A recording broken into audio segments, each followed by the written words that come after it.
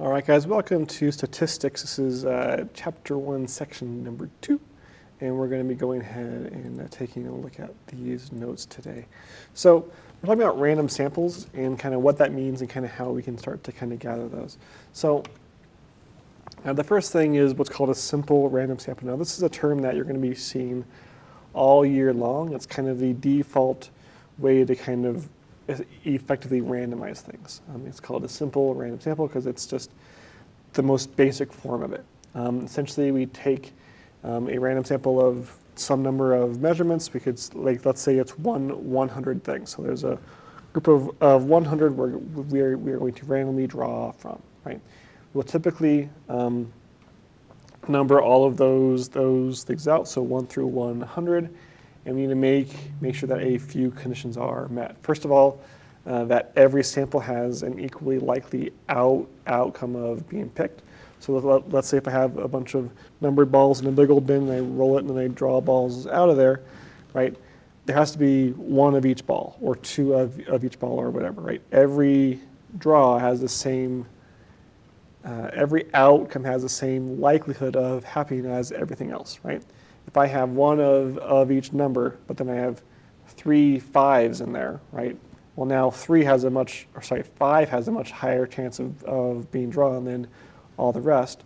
So that's no longer a simple random sample because not every outcome is equally likely there. So that's kind of, it's typically the case where it is equally likely, but you have to make sure for it to be a truly simple random sample there. And we also have to, one of the benefits here is that there's no researcher bias. Typically, we give things numbers when they are being drawn so that we don't have people's names attached to it, because then the person who is actually doing the drawing may actually have maybe not a purposeful bias, but still a unintentional bias on the names or people that they're actually drawing out of there. So we try and separate that as much as possible, which is why I just kind of use straight up numbers. And then one of the kind of drawbacks of a simple random sample, especially if it's not a very, very large one, is you can sometimes miss out on a very diverse population. So this can have some very bad effects, or it can have very, very minimal A effects. So let's say I'm going to do a sample of 10 people in Middleton High, right? It could happen that all 10 of them that I pick are all freshmen, right? It's not super likely, but it's fairly likely that it could happen randomly, right?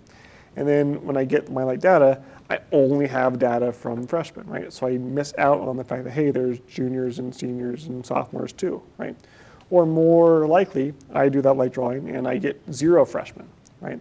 And so all of my data is just from upperclassmen and sophomores, and I have no data about freshmen at all, right? So a larger sample size can kind of help there, but if you have very, very small minorities in your population, it's really hard to have them be represented in that random sample unless you make it massively large. So let's say there's one person in the entire school who is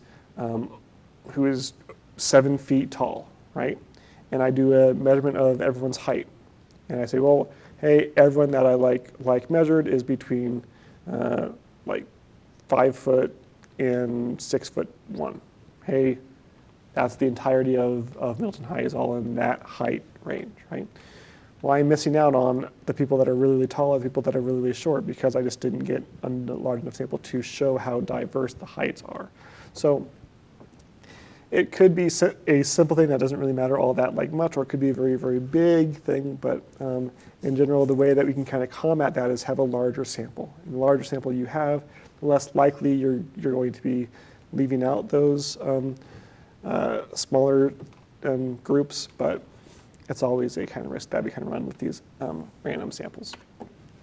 So let's take a look at the situation here. So playing the lottery, very easy way to kind of see random drawings being happening here.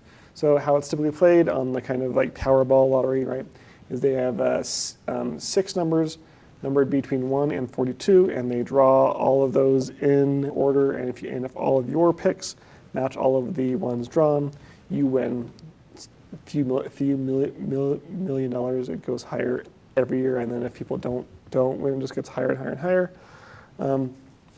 So let's answer these questions. So on your own here, go ahead and pause and answer those 3 questions, and then unpause, and I will answer those now.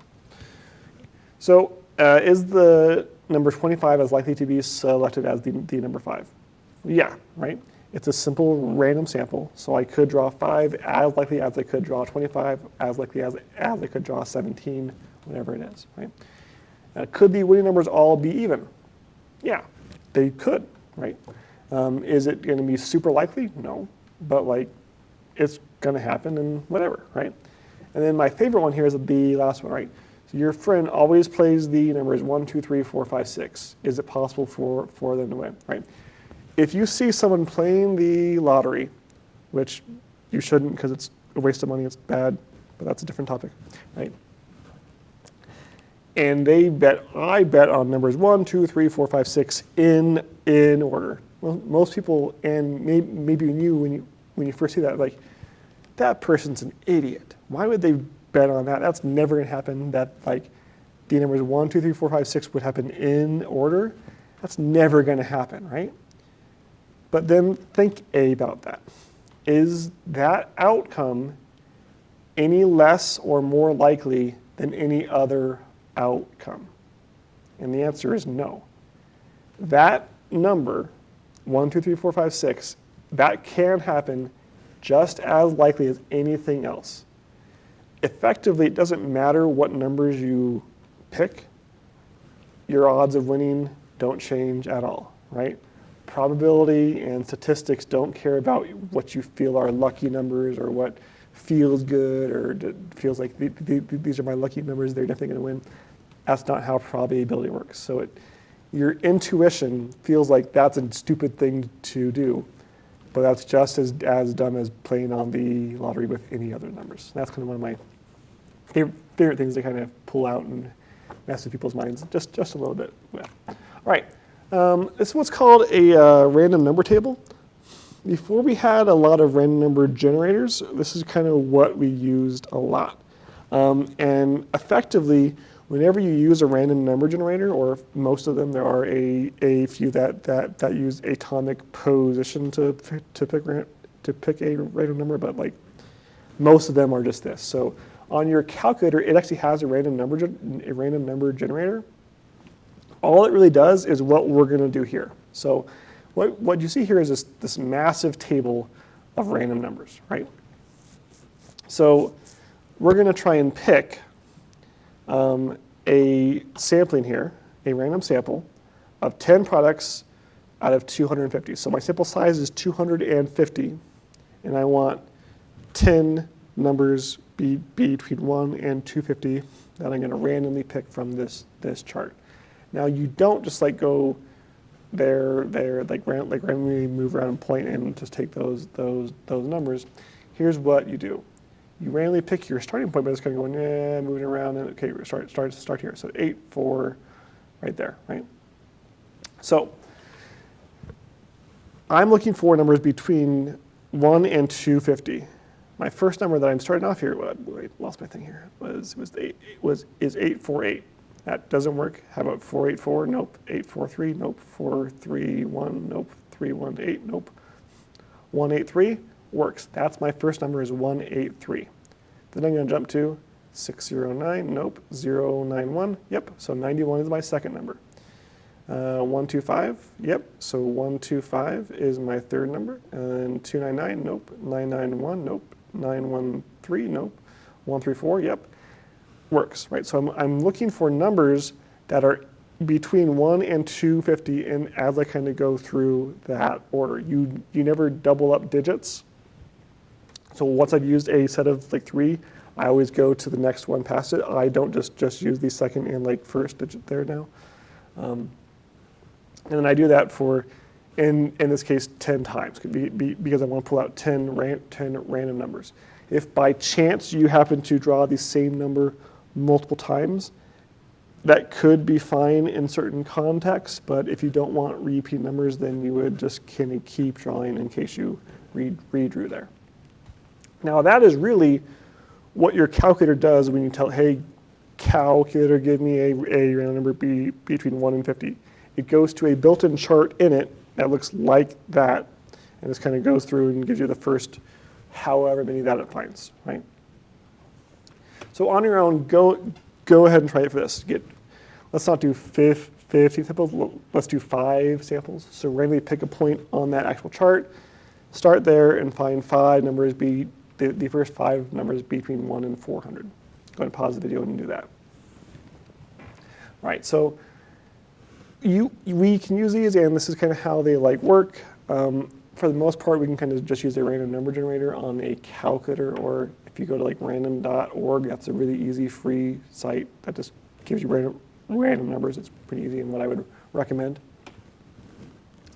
So let's go ahead and try this out. So how we draw a random sample, I kind of mentioned a few of these things already, but the first thing is we want to assign everything in our population a number, right? So if I was going to randomly pick 20 students out of Middleton High, right, I would get a roster of every student who attends Middleton High, and I would give them all a number 1 through however many students we have, right? And then I would just take a random number generator, right, either a calculator or a table or whatever, and I would pull out the first 10 numbers that I can get from my number generator or from my calculator, right? And then once I have those, then I go back to my table of, well, whose name relates to what number, and then I can go and pull out those specific people, right? And reason we do that is it helps us stay random, right? You might say, well, I don't need to do that. I'll just go and randomly pick the first 10 people that I find, right? Well, that's not really random, right? The first people you see are all going to be in one area, and they might be in that area for one reason. Maybe you first 10 people you see are right in front of your English class, right? Well, those are all people your same grade who go to English, right? And maybe you say, well, then I'll pick every 10th person, right? And I'll go that. Well, then you're in one hallway. So there's always there's drawbacks to all these other methods of gathering things randomly. So if we give things numbers and then randomly pick the numbers, there's going to be no outside bias that can really influence that, or it's much more difficult for outside bias to kind of affect those things there. All right, then we have what are called simulations. Now, these are a little bit harder to do in a kind of a math classroom setting because they're typically expensive, but we can do really basic ones, right? So a simulation is basically a model of a event that could randomly happen, right? So for example, if I want to simulate flipping a coin 100 times, right? I could get a coin and go flip heads, right? Write down heads, okay. Flip heads, write down heads. Flip tails, write down tails. I could do that 100 times, right? And I would get random data, awesome. But I can really speed that up if I do a simulation, right? If I say, hey, well, heads and tails are equally likely. It's a 50-50 shot, right?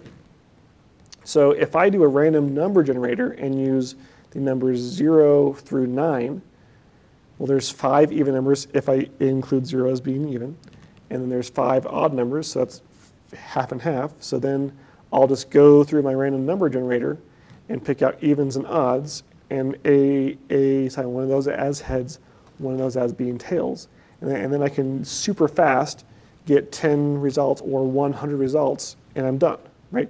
It's much, much faster to do that simulation. Now, we can actually do a simulation for more complex things, like if they want to do a model of forest fire spread, right? They would run a simulation of it because it's way more safe and cost effective to do a simulation of a forest fire than to go out into the forest and start lighting fires. You can see why we do simulations for things like that. We do them because, hey, either it's cheaper, or it's faster, or it's easier, but it still gives us effectively the same results there. All right, so If we want to actually go and run that, in the back of your book, there is a random number generator table there. You can go there, do that same thing there. I think I said odd is tails and even is heads. So you can go there and do that simulation there. You do it to the place that I mentioned there, which is row 2, block 3. I think I forgot to mention the names of those things. Rows are the rows, like here's row 1, row 2. Oh, sorry, you can't see that. Row 1, row 2, row 3. And then our blocks are, here's block 1, block 2, block 3. So this here would be row 1, 2, 3, 4, 5, 6, row 7, block 3, whatever, right? So that's what block means. So if we do that, then hey, we would have gotten the numbers 7, 1, 5, 4, 9, 4, 4, 8, 4, 3, which would translate to tails, tails, tails, heads, tails, heads, heads, heads, heads, tails, right? There we go. It's really easy to simulate massive numbers there a lot faster. And then last one here, if you start in a different block and row of a table, will you get the same sequence of outcomes? Is it possible? Yeah, it could happen, right? Is it likely to happen? No, right? But it's definitely possible, right? And that's the thing that you're going to encounter a lot with probability is it could happen, but it's probably not going to happen. Kind of like winning the lottery. You could win it, but you're probably not going to win it. All right. Here's our random sampling techniques. So our first one is a random sample or a simple random sample, right? If we ever use the term a random sample, it is assumed that it is a simple random sample. If people just say from a sample, that's kind of a red flag of you're trying to hide something because you're not really saying what type you used, which can be important. So we have all these different types. So random sample is kind of your default. If you don't have a reason to use any of these other ones, always, always, always use a random sample. It is by far the best for most situations, right? We have what's called a stratified sample, okay? So that is when we kind of break things up into subgroups, and we call those strata, but you'll typically just hear me call them subgroups, right? So a lot of times you'll see that done like male and female. You'll see that done by age. So maybe we'll do the upperclassmen and the lowerclassmen. It depends on what data you're trying to get and what you're trying to kind of compare here. Now the reasons why you might want to do that is to ensure diversity in your random sample, right? If I'm going to do a random sample of 10 people and I get 8 guys and 2 girls, I might get very different data than if I have 8 girls and 2 guys, right? And maybe I say, well, I kind of want an even split there, so I'm not leaning one way or the other, so I'll do a random sample of 5 guys and of 5 girls, and then I will use that as my random sample. So the benefit there is you can kind of force that diversity, but the drawbacks there are, well, what if both of those areas you are drawing from aren't equally the same size? So let's say I'm doing heights, right? And I'm going to draw people that are under 5 foot, between 5 and 6 feet, and then over 6 feet, right? And if I say, well, I'll take a third that are lower than 5 foot, a third that are higher than 6 foot, and then a third that are in the middle, right? I'm getting the same size sample from groups that are drastically different in how big those populations are. So that's kind of why you need to be sure that when you do that, you do it from groups that are relatively the same size, or you try and proportionally draw. It's effectively a random sample, but you're trying to take into account the diversity to make sure you're getting a diverse sample when you draw that. All right, then we have systematic sampling. So this is similar to a random sample in that you still number off everybody, but then we take every nth or kth number in this particular case, right? So let's say I give everybody a number. I randomly pick a actual starting point. Like let's say I'm going to start at number 112, right? Pick per person 112, and I would typically do that from a random number generator. And then I'm going to say, well, from that person, I will then take every 9th person from there. So 112, and then I go over to 121, then over to 130, and take all those people out as I go counting by 9 on my numbered line, right? And then I take those people there. There's not a huge number of benefits to this over a random sample. And it can have some major drawbacks, especially if like your list is in alphabetical order. You might not get over the course of the entire group there. Like maybe I like only pull 10 people all with the last name and the K's, right? So should be pretty random there, but there are some chances that I'm not going to be, depending on the size of the group there. It's typically done because it's a little bit easier than random sample, because you're not having to redraw every single time, and you don't have to worry about drawing the same number more than once, especially with like very, very large samples. But it's a little bit worse as far as how random it is, but it is a little bit easier, especially if you're taking very, very large samples and you don't want to have to worry about redrawing the same number multiple times. Then we have what's called a cluster sample. So this is when that feels kind of weird when you first see it, but once you kind of see why it's used, it actually makes a whole lot of sense, right? So a cluster sample is, we will break up the population into small clusters, hence the name, typically by their geographic region or the area they are all in, and then we will randomly pick one of those little clusters, or a few of those little clusters, and then survey everyone within that particular cluster. So the easy place where you see this is actually with the US Census, right? So the census, they send a mailer out to every single household in the entire country and try and get as many of those back as they possibly can. But they actually do what's, for certain people, a more in-depth kind of look. So like the basic census is like, hey, how many people are in your like house?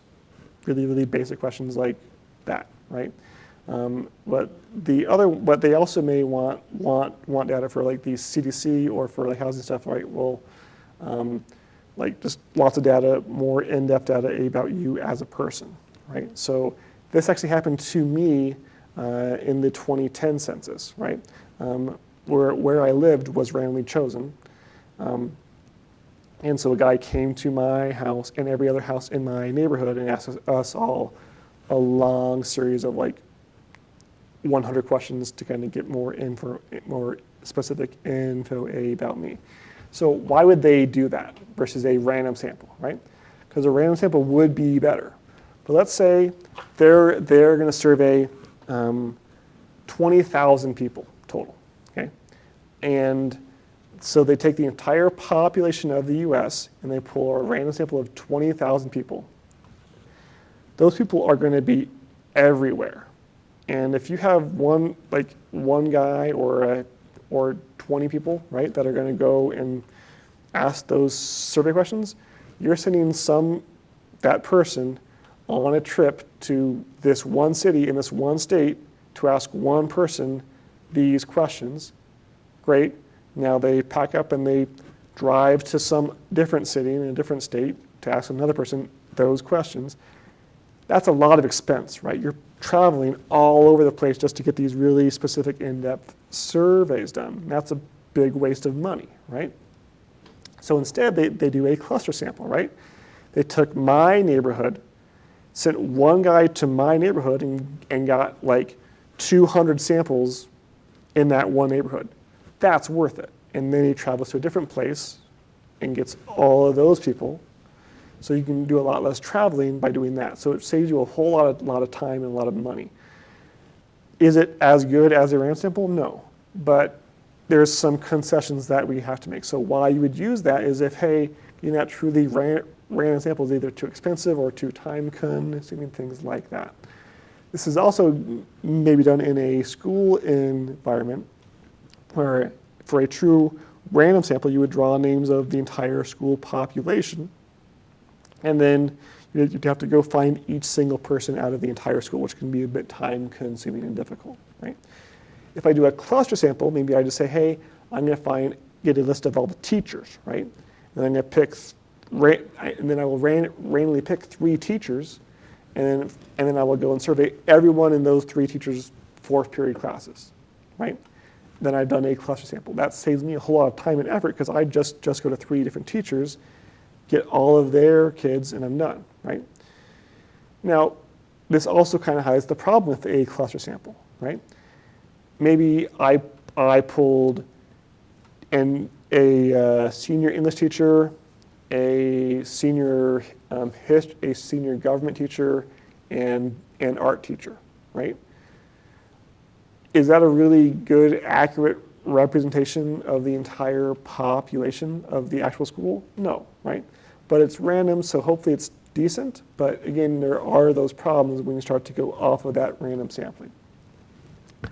We have multi-stage sampling. Now, multi-stage is kind of a catch-all term for we can do multiple of these things, right? So for, like, let's say I want to kind of combine a cluster sample and a stratified sample, right? So maybe I say, hey, I want to do a stratified sample, but I want to do clusters from the East Coast and from the West Coast, or in a kind of school setting. I say, right, I want at a cluster from senior classes, from junior classes, from sophomore classes, and from freshman kind of classes there. So then I force that diversity when my cluster sample kind of may not have that naturally built in it. So that's kind of a way to kind of combine more than one to kind of help make up for the drawbacks and benefits of some of those things.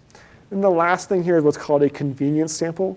This is basically what's called a bad sample, right? You got it really, really poorly there, right? You just sample the people that are easy to get or that you want to get the data from, which can be a lot of times when you get those bunk kind of studies, which like 99% of scientists say this, and there's the like one guy who says differently, right? Maybe they just got a random chance, but maybe they did a bad sample, like a convenient sample, and in fact only the things which would give them the outcome they were looking for. That's kind of why convenient sampling is just bad sampling, right? All right. So with that, we're going to talk about a few other little quick key terms here. The first one is called the sampling frame. Slightly different than the population. Your sampling frame is what you're actually going to draw the individuals from, whereas the population is what you're trying to infer things about. In good practice, they are the same, but they don't have to be. In general, you're just going to hear me say the term population as opposed to the sampling frame, because in good practice, they should be the same here. And then we have what's called undercoverage. Now, undercoverage is something that's going to happen. And that is going to happen when you are leaving things out of a population, right? And this is going to happen with any kind of random sample or any sample at all, right? You're not going to get every single person possible, right? So like, let's say I get a survey of 20 Middleton High students, and I get 7 freshmen, 7 sophomores, 7 juniors, and I get 6 seniors, right? Well, I've kind of undercovered these seniors because I don't have that as balanced out. Or maybe I don't get a sample that really shows the diversity of the student body at Middleton High, right? I've undercovered that, right? It's gonna happen, and that's kind of when certain people or things get left out, that's an undercoverage error or an undercoverage problem.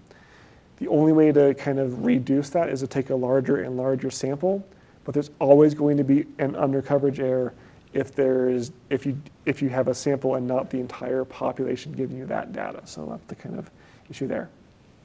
And that is our next term here, a sampling error, which is a sampling error is that difference between what you measured from your sample and what the population actually is.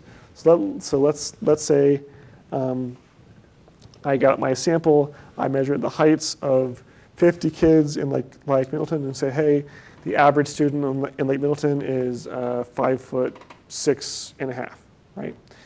And then, well, the from my sample, that's true, right? But maybe the true population average height is like 5'7.25", right? So the difference between what it actually is and what I got from my sample, that's a sampling error, right? And you say, well, and the term error makes you think, oh no, I did something wrong. No. You're always going to have a sampling error if you're taking a sample. It's just what's going to happen, right? You're never going to be perfect. You're going to be hopefully fairly close. Like I kind of mentioned, hey, we're like half an inch off, whatever, we got a good estimate, right? What you want to be looking out for are what are called non-sampling errors. Now these are the things which you can prevent and are just done by either things being done wrong, being done in a way that is deceiving, or you're kind of gathering data in a really bad way. So let's say if I'm doing a convenience sample and I just ask my 5 best friends what they think, right? That's a non-sampling error, right? The error in my data and why I'm off of the actual true population mean is because I just got that really easy sample, or I got bad data or something like that. It can also be caused by bias in how I'm gathering the data, how people are responding to the data. Any kind of that kind of outside bias would also be called a non-sampling error. So it's typically those errors which you could prevent if it was done correctly. All right, so with that is all for 1, 2. So here's our homework. We're doing 1 through 4 and then 5 through 19 odd. Again, those odd problems are in the back of the book, so make sure you are checking those to make sure that you are doing those correctly. Until then, I will talk to you guys next time.